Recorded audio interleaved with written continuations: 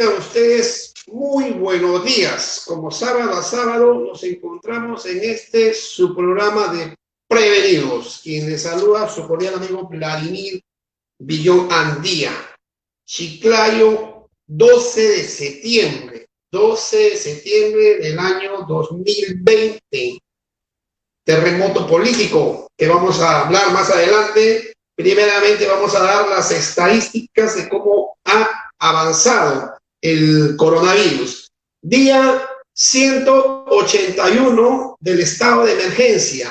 Día 181 del estado de emergencia, con cuarentena focalizada y con una nueva convivencia social.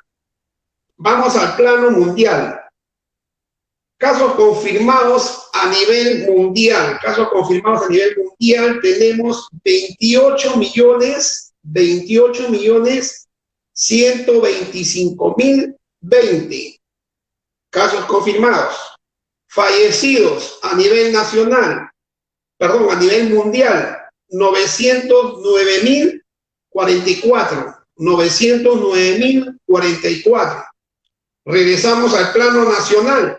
Casos confirmados a nivel nacional, 702.776. 702.776. Fallecidos en el Perú, 30.236 muertos por este coronavirus. Volvamos a la región Lambayeque. Casos confirmados, 23.570. 23.570. Fallecidos hasta el día de ayer, todas estas cifras son hasta el día de ayer, tenemos 2.263 fallecidos en la región Lambayeque. Estas cifras se tiene que aumentar a 1.000 más, porque hay casos que ya lo dijo la ministra de Salud, que hay casos que todavía no saben si han muerto por coronavirus, pero sí a esta cifra le aumentamos unos 1.000 fallecidos más. Estaríamos hablando, pasamos la barrera de los 3.000 fallecidos. Bien, estamos en un terremoto político que en esta situación encontramos de salubridad que está siendo atacado el Perú y el mundo por este mal del coronavirus. Ahora se viene otro mal, la vacancia del presidente de la República, la vacancia. Creo que ya tenemos para esto, vamos a analizar este tema con el abogado Francisco Aspíllaga. No sé si ya lo tenemos en línea, Jimmy, ya lo tenemos en línea al abogado Francisco Aspíllaga, en la cual vamos a tocar este tema de la coyuntura política de esto de la vacancia del presidente Martín Vizcarra. Francisco, buenos días y bienvenido al programa de Prevenidos. ¿Cómo está, Vladimir? Muy buenos días, gracias por la apertura y encantado de estar el día de hoy acá presente, saludar también a todas las personas que están conectadas en este momento y que están interesadas en una situación que nos involucra a todos, porque la política nos involucra a todos. Así no querramos, nos involucra a todos. Efectivamente, Francisco, bueno, tú eres un joven político porque estuviste postulando a la alcaldía de Chiclayo, bueno, tú ya sabes todo lo que es política. Ahora, ¿verdaderamente es un terremoto lo que estamos viviendo? Sí, se podría decir que sí, pero no sé si de verdad sea un terremoto o tal vez sea un temblor, ¿no? Porque depende en realidad de cuál vaya a ser el manejo político que se realice en estos momentos. Políticamente, la política tiene influencia en la economía, tiene un impacto en la economía, ya lo dijo Michael Porter en su libro que habla de ventajas comparativas y de ventajas competitivas. Ahora, si va a tener un impacto real, o sea, en el cual se va a generar desestabilidad política y que el país se va a ir al descalabro, no, yo creo que no. ¿Por qué? Porque ya hemos tenido estos supuestos, ¿no? O sea, ya sucedió con PPK, ya sucedió con Alberto Fujimori. La incapacidad moral es una figura que se regula desde la Constitución de 1839 y que ya se ha aplicado en otras situaciones. Entonces, yo pienso que nosotros como país resurgimos siempre de las cenizas, ¿no? Tal vez haciendo un poco de sincretismo cultural, siempre renacemos como un cóndor fénix que desde lo más bajo renace, y que al final los estamentos constitucionales y la transmisión del poder están regulados en la Constitución, es decir, el ejecutivo no se queda acéfalo. Entonces, depende cómo que queramos mirar, ¿no? Ahora, Francisco, mira, bueno, tú obviamente sabes de leyes, el inciso 2 del artículo 113 de la Constitución indica de que vacancia por su permanente incapacidad moral. Incapacidad moral, ¿no te parece un poco ambiguo a qué se refiere con incapacidad moral? De verdad que es un poco confuso este artículo de la Constitución. Sí, la verdad es que es bastante confuso, deja abierto para muchas subjetividades, siempre y cuando los argumentos no sean subjetivos. ¿Y por qué digo que los argumentos en este caso no son subjetivos? Porque hay un audio, ¿no?, en el cual Vizcarra, en el mensaje de la nación que dio cuando explotaron los audios, Vizcarra mismo reconoció que esos audios él ya tenía conocimiento desde julio. Dijo, hay un periodista internacional que nos hizo conocimiento de estos audios. Uno, él ya tenía conocimiento hace meses. Dos, él ha dicho que esas conversaciones efectivamente se dieron. Es decir, es su voz, es la voz de Karen Roca, es la voz de Richard Cisneros, ¿no? O sea, Richard Swing, de Miriam Morales. Y tres, teniendo en cuenta de que ya tenía conocimiento previamente, de que los audios él reconoce, ¿cuál es el contenido del audio? En el contenido del audio se le dice a su conjunto que ellos van a modificar la realidad y que incluso van a borrar las visitas de Richard Cisneros en el registro oficial, o sea, encubrimiento, ¿no? Está haciendo ¿qué? Tráfico de influencias con el tema de Richard Cisneros. ¿Qué más está realizando?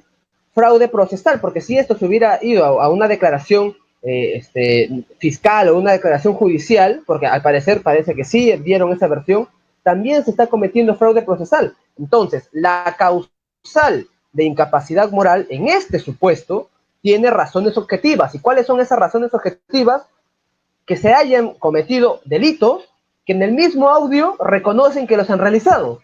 Entonces, si tenemos un presidente que desde hace meses sabía y que tenía estos audios, porque él lo ha dicho, ¿por qué no en un son de transparencia? Porque Vizcarra siempre ha dicho que es transparente y anticorrupción.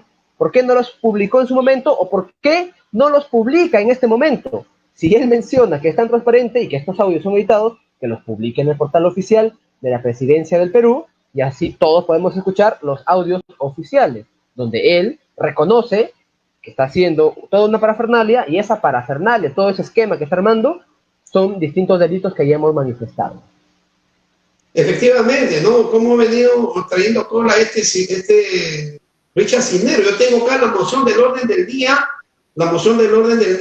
que es la 12090, en la cual, déjame leerle los fundamentos de hecho, y dice, en un programa televisivo, pues aparte de lo que es el periodo de vacancia, en un programa televisivo se anunció que el señor Richard Javier Cisneros Carballo, conocido también como Richard Smith, ha sido contratado de forma sistemática por el Ministerio de Cultura, y ahí implica a la ministra, que fue por orden del presidente, ¿no?, para una serie de servicios por un monto de 175,000 soles. Imagínate, estando en pandemia, estando en estado calamitoso la salud de los peruanos. Y para dar conferencias motivacionales. No sé si tú habrás visto un párrafo de las conferencias motivacionales de este señor que a mí me da risa, de verdad. ¿Cómo puede ser, no? Guía de inspiración, o sea, él inspira. Y ahora selección de 100 piezas musicales. Y una serie de estas cosas más que lo van a ver que ya ha sido admitido, la moción de vacancia ya ha sido admitido. De aquí vienen ya los procesos a seguir. Ahora, ¿por qué el presidente no es que sí los amigos? ¿Por qué? ¿Por qué no pidió disculpas? O sea, ¿a qué se debe? Claro, antes de que los audios se hicieran públicos, en el entorno político, ¿no?, decíamos, ¿por qué Vizcarra no reconoce que efectivamente tenía una relación muy cercana?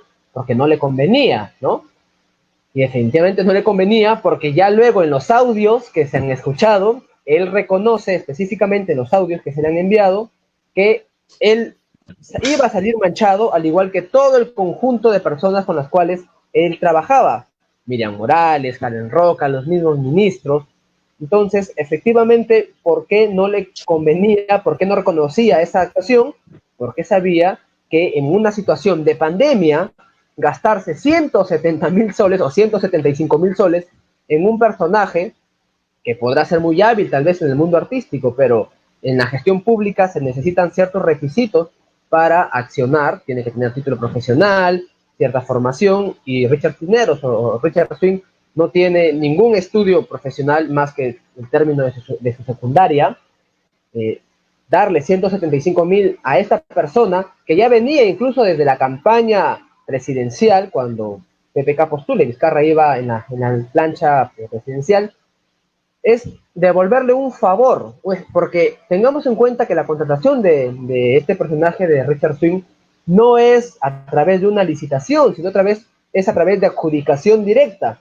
Es decir, el Ministerio de Cultura dice, contraten a este sujeto. Claro, y con tráfico de influencias.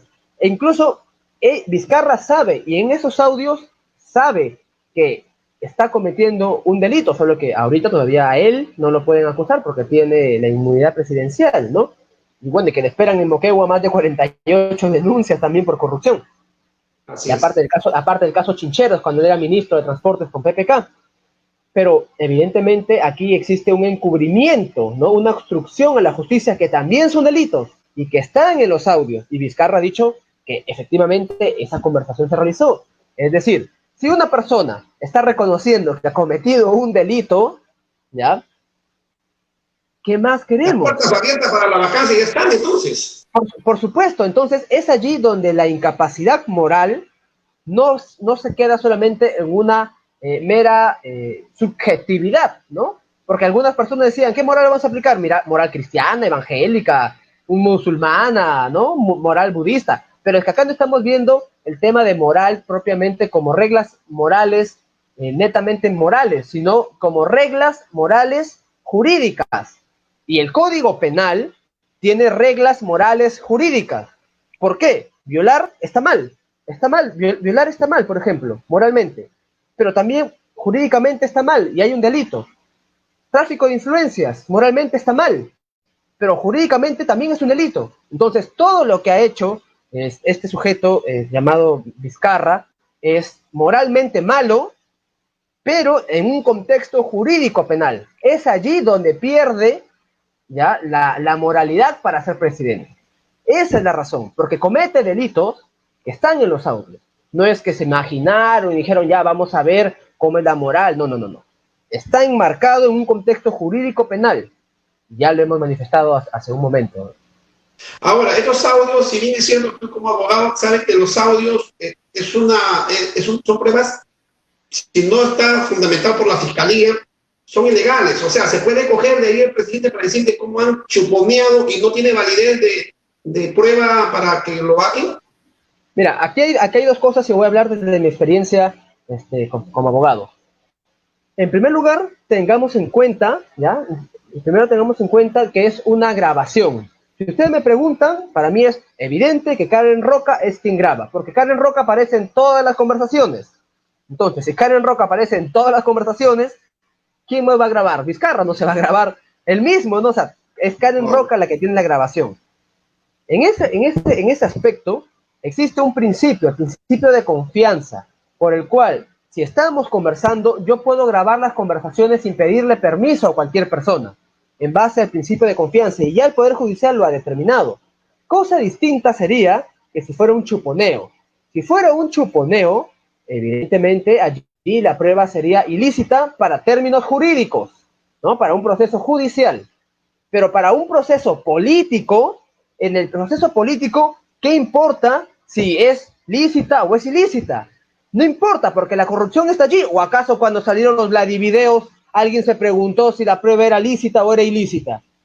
Por ejemplo, jurídicamente hablando, en el tema de los Vladivideos, esa prueba era ilícita, porque robaron la grabación que era personal de Vladimiro Montesinos. ¿Pero acaso alguien se puso a preguntar en el aspecto político que si era lícito o era ilícito?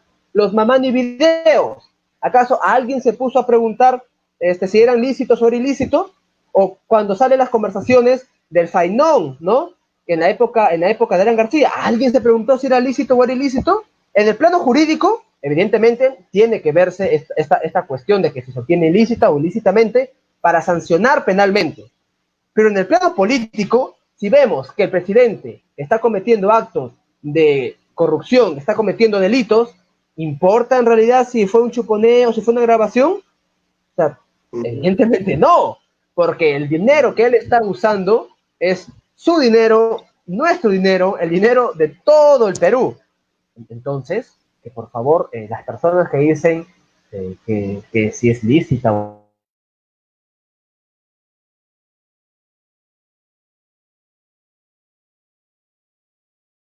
Marina de Guerra ha descartado totalmente un chuponeo, porque la señorita Karen, bueno, hemos visto en sus declaraciones ante la comisión que para diciendo puras falsedades. Primero negó la relación amical con Richard y después en los audios se escucha que son grandes, hasta hermanos y todo lo demás.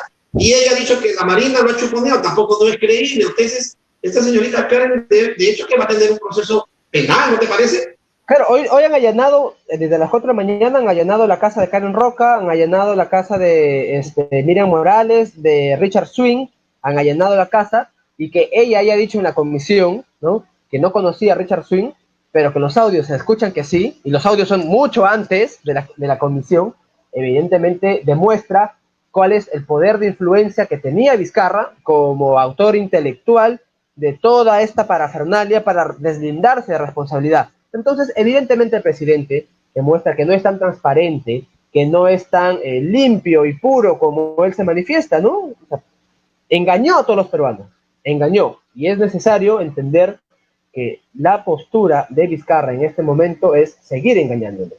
¿Por qué no renuncia? Bueno, no, Si es de nuestro país. No sé, tú eres político, yo no soy político, yo sí me trae política más adelante, pero todos se engañan, niegan. El Toledo negó a Saraí, Alan García negó tantas cosas, ahora Ollanta también mintió, Darín mintió, todo el mundo miente. O sea, ¿qué está pasando? ¿El poder los embriaga? Yo pienso que al final, más que el poder los embriaga, el poder suele desenmascarar personalidades. Ahora, los que mienten no necesariamente son políticos, sino son politiqueros, porque la política es la ciencia máxima. Ya lo decía Aristóteles hace muchos años en su obra La Política. La política es el arte del buen gobernar. La política nos permite tener un manejo y coordinaciones y relaciones entre las personas. Si hay políticos que ya mintieron y que ya sabemos quiénes son, entonces este bicentenario que necesita una renovación política, necesita una renovación moral, necesita una renovación popular, una renovación de conocimiento, necesita renovarse para salir, como dije, ¿no?, en este bicentenario como un cóndor fénix de las cenizas en las cuales nos encontramos en este momento. Ahora, el presidente, lo que se viene, creo que el viernes ya tiene que ir al Congreso. ¿Está en obligación de ir o puede enviar a su abogado o simplemente no ir? ¿Cuál es la posición del presidente que debería de tomar a tu punto de vista? A ver, jurídicamente hablando, no está obligado a ir. No está obligado a ir él, puede ir su abogado, pueden ir los dos, pero quien hable es su abogado, como también nadie puede ir, ¿no? Entonces, jurídicamente hablando, no está obligado a asistir a la reunión. Pero por una cuestión de transparencia, por una cuestión incluso de gobernabilidad y de legitimidad, sería necesario, sería indispensable que él vaya y dé la cara, que dé la cara ante el otro poder del Estado que es el Congreso, un poder del Estado vital para la democracia. Sin Congreso no hay democracia. Sin Congreso regresamos a los sistemas monárquicos donde solamente mandaba el Ejecutivo con el Poder Judicial. El Congreso es la representación de todo el país. Y en la representación de todo el país lo está acusando por hechos muy graves que él ha reconocido. Entonces, si es que de verdad tiene esa labor de transparencia, esa sensación de querer aclarar las cosas, que salga, que esté allí, que diga la verdad. Ahora también, por último, como dije, ¿no?, que publique los audios. Si él tiene los audios, él dijo en el mensaje de la nación que tenía los audios, que los publique para que todos podamos escucharlos, o para que todos puedan escuchar la versión oficial que él mismo está compartiendo. Entonces, Ahora, políticamente hablando, no debería ir.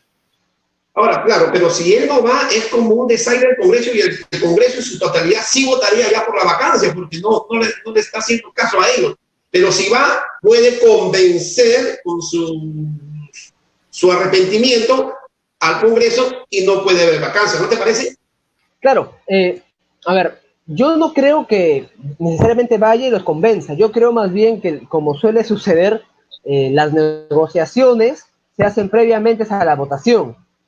Entonces tendríamos que ver, ¿no?, cuáles son las negociaciones que está teniendo Vizcarra con otros partidos políticos para comprar el voto. O sea, vimos que PPK quiso comprar el voto cuando salió el tema de vacancia, y si los mamá ni videos nunca hubieran salido, no nos hubiéramos enterado. En este sentido, ya se sabe, o sea, se sabe hace mucho, y es Vox Populi, y es Realpolitik, en el cual Vizcarra le dio la puñalada a PPK, que PPK tampoco era de mi preferencia, pero le dio la puñalada a PPK para presentar esos mamá y videos que terminaron con la renuncia de PPK, porque sabía que igual lo iban a vacar. Y en esos videos se decía, ¿no?, cómo PPK daba obras a los partidos políticos, a los congresistas, para obtener la votación suficiente. Yo les aseguro que Vizcarra está haciendo exactamente lo mismo. No crean que no hay negociaciones bajo la mesa. Hay muchas negociaciones bajo la mesa. Y es momento de que la ciudadanía despierte y se dé cuenta quiénes son los congresistas que de verdad están en contra de la corrupción. Porque si ya sabemos que Vizcarra ha cometido este delito, que son actos de corrupción, que se vaya. Y el Congreso no, o algunos congresistas no pueden decir la gobernabilidad del país. Si el presidente se va, la gobernabilidad continúa, porque los estamentos constitucionales están presentes. Claro, es un relevo, ¿no?, porque ya asumiría el presidente del Congreso de la República, pero también se ha hablado de una patraña, se está hablando de una sedición para que el Edgar Arlancón, como el presidente del Congreso, quieran derrocarlo y pueda asumir la presidencia el presidente del Congreso. ¿Tú crees que haya esa manipulación de sedición dentro del Congreso? No, yo creo que eso lo dice Rosa María Palacios, ¿no?, que como sabemos, antes de que le cayera Reactiva Perú a la República, Rosa María Palacios criticaba al gobierno, le cayó el Reactiva Perú a la República y hoy se volvió otra vez amiga del gobierno. Entonces, ese es un argumento falaz, es una No, pero negulillada. también lo dice IBM Reporteros. Sí, es que IDL Reporteros también, veamos que ha estado muy cercano a Martín Vizcarra, ¿no? Entonces, ellos pueden decir lo que quieran decir, es un complot, que es sedición, ¿no? Pero, a ver, ¿cómo va a ser un complot? ¿Cómo va a ser sedición? ¿Cómo va a ser derrocar? Utilizar los mecanismos constitucionales. La incapacidad moral es una figura que existe en la Constitución desde 1839. Esa figura ya va a cumplir casi 200 años de existencia. Ya se ha aplicado en anteriores oportunidades. O sea que antes no fue complot, pero ahora sí es complot, ¿no? ¿Acaso están dando un golpe de Estado con las Fuerzas Armadas o algo? No. Están utilizando una figura constitucional que tiene un procedimiento establecido en el reglamento del Congreso y que se enmarca esa incapacidad moral por los delitos que ha reconocido el presidente, que ha cometido en esos audios, porque en esos audios hay delitos y él reconoce la veracidad de esos audios. No se fue complot, para nada, para nada. Ahora, si lo bajan al presidente, obviamente con 85, 87 votos tiene que haber en el Congreso para vacarlo. El presidente puede tener una actitud de rebeldía y continuar en el poder, denegando y apoyándose con la Fuerza Armada. ¿Hay alguna figura en base a eso? No podría hacerlo, por lo menos jurídicamente hablando no podría hacerlo, pero hay algo que me preocupa, que es lo que pasó incluso también el 30 de septiembre. Todos sabemos que en problemas como estos, quien tiene el poder de las armas es al final quien de facto mantiene la situación. Vizcarra el día de ayer, a través de un decreto de urgencia, acaba de transferir 800 millones de soles para las Fuerzas Armadas. ¡Oh, qué milagro que ayer, cuando ya se está viendo el tema de la moción de vacancia, el gobierno se le ocurra recién transferir esos 80 millones. Más aún, si el día de ayer hay grabaciones en el cual se ve que Vizcarra se reúne con altos mandos de las Fuerzas Armadas, y esas grabaciones están colgadas en internet, o sea, en Facebook, en Twitter, las pueden encontrar. Eso sí nos genera preocupación, porque al igual que el 30 de septiembre, cuando se dio la disolución del Congreso, están negociando también con las Fuerzas Armadas el respaldo o no respaldo respecto a la actuación que las Fuerzas Armadas pueden tener. Si el Congreso lo vaca por incapacidad moral y Vizcarra sale con las Fuerzas Armadas, eso sería un golpe de Estado por segunda vez por parte de Vizcarra. Porque el Congreso ya lo vacó a Vizcarra el 30 de septiembre. Y él, a través de las Fuerzas Armadas, impidió el normal funcionamiento del Congreso.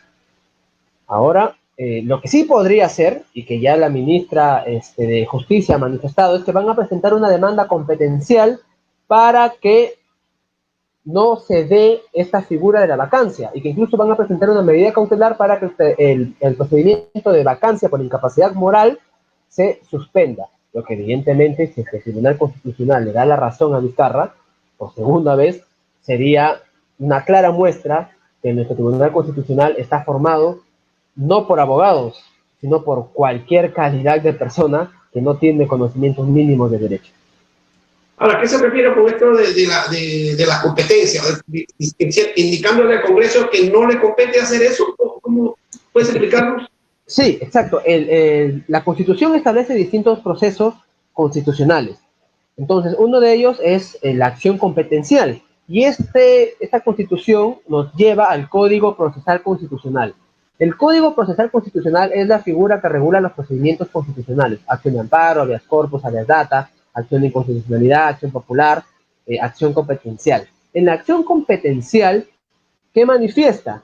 Que se origina cuando existe un conflicto de potestades y de facultades entre poderes del Estado, entre organismos constitucionales y entre gobiernos nacionales, gobiernos subnacionales, municipalidades o gobiernos regionales.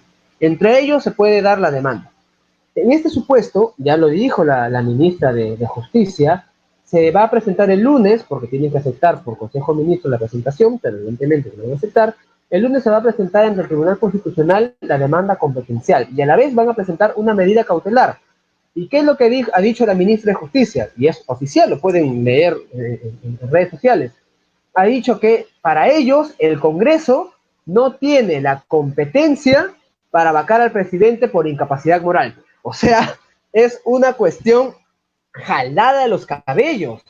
¿Cómo es que el Congreso no tiene la competencia para vacar por incapacidad moral al presidente si está en la Constitución, está en el reglamento, y el propio Tribunal Constitucional ha manifestado que sí? A PPK le quisieron hacer lo mismo, a Fujimori también, antes ya se ha aplicado a otros presidentes. Entonces, me parece que aquí Vizcarra lo que va a hacer es un manejo político del Tribunal Constitucional.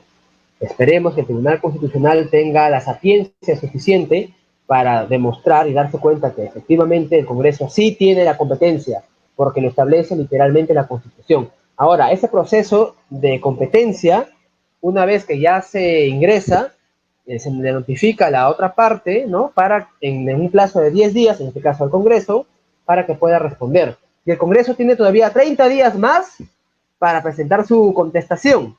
Y desde esa contestación, el tribunal tiene 30 días más para resolver. Pero es por eso que presentan la medida cautelar. Ahorita, lo que importa en este momento es, aparte de la medida competencial, si le dan o no la razón respecto a la medida cautelar. Porque la medida cautelar puede suspender, si la da erróneamente, el Tribunal Constitucional puede suspender este pedido de vacancia por incapacidad moral. Pero ya hemos dicho que la Constitución, una de las competencias del Congreso es vacar al presidente constitucionalmente. ¿Y cómo puede entrar este artículo que tú dices a salvarlo al presidente? Me parece que por ese lado no creo que vaya, ¿no? No creo que vaya esa situación, ¿no? Pero, o sea, jurídicamente, constitucionalmente, como bien lo señalas, ¿no? La norma lo establece literalmente: el Congreso de la República puede vacar por incapacidad moral al presidente. Entonces, no es que se hayan inventado la figura de incapacidad moral, es una figura que está desde la Constitución de 1839. Entonces, me parece más que es una jalada de cabello que otra cosa. ¿No te parece que la ministra y todo su gabinete están queriendo como agarrar por el lado de Edgar Alarcón, que es el presidente de la Comisión de Fiscalización? Sin embargo, está denunciado por corrupción y que están pidiendo la fiscalía cerca de 17 años de prisión, no sé. Entonces, ¿cómo este señor procesado por corrupción sea presidente de la comisión y los audios los envíe directamente al Congreso, directamente sin haber pasado ningún peritaje? ¿No hay algo por ahí engañoso, turbio? A ver, me parece que el discurso del gobierno es atacar, ¿ya? Atacar a la persona. Entonces, si Edgar Alarcón tiene algún proceso, bueno, que responda, ¿no?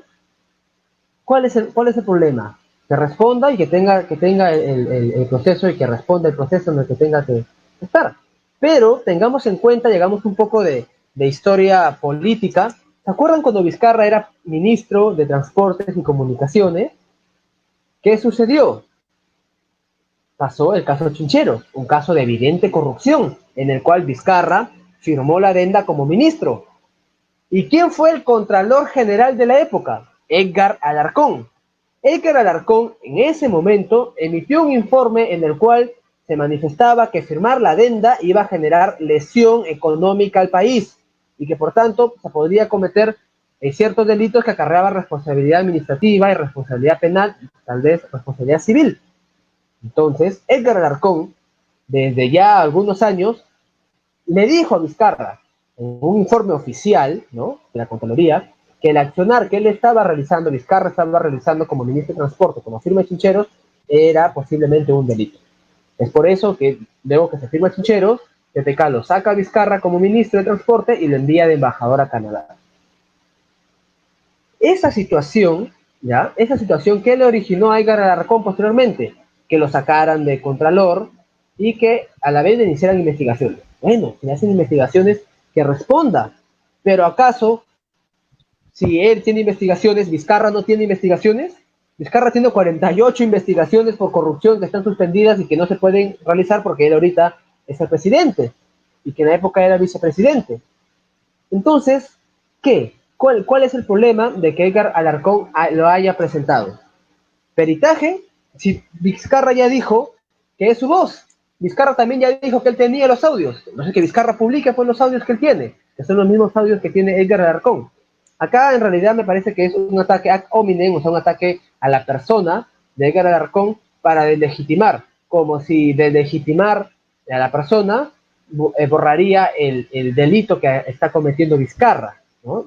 Entonces, por ejemplo, cuando vemos los colaboradores eficaces son personas que están denunciadas también por delitos y que le dicen y que a la fiscalía colaboran con la fiscalía para que se genere una mayor medio de prueba para sentenciar. Entonces, ¿acaso acá importa quién dio el audio? No, el delito está allí.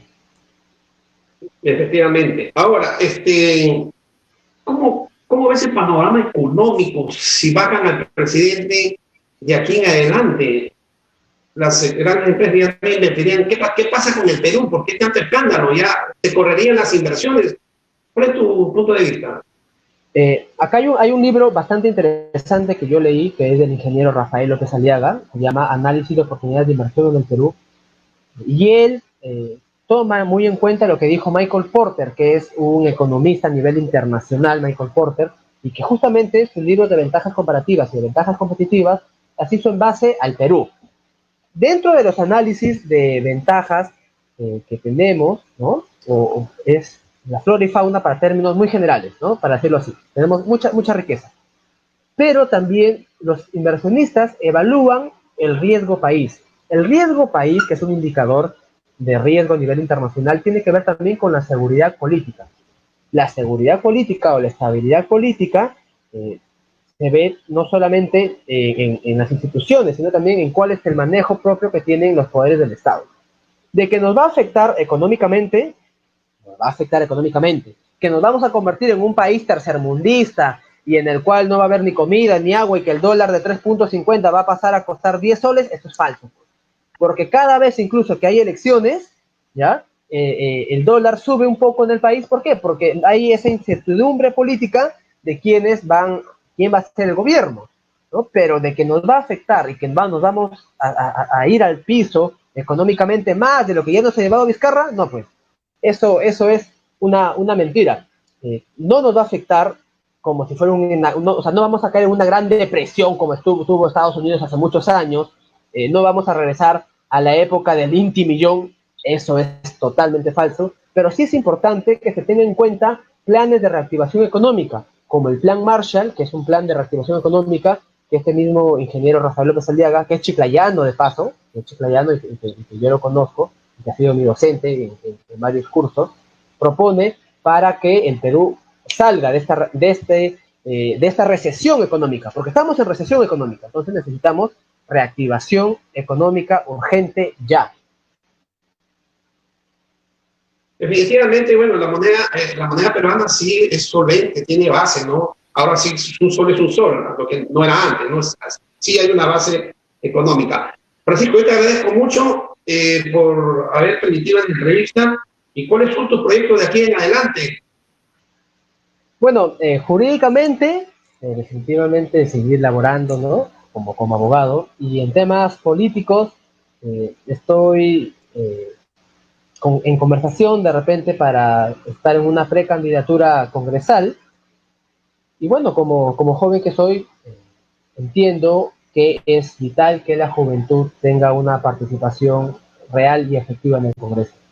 Así que si es que se logra concretar esta candidatura mía, porque estoy en precandidatura, ya lo estaré anunciando con mucho gusto también por este medio, si se me dan la ventana para hacerlo.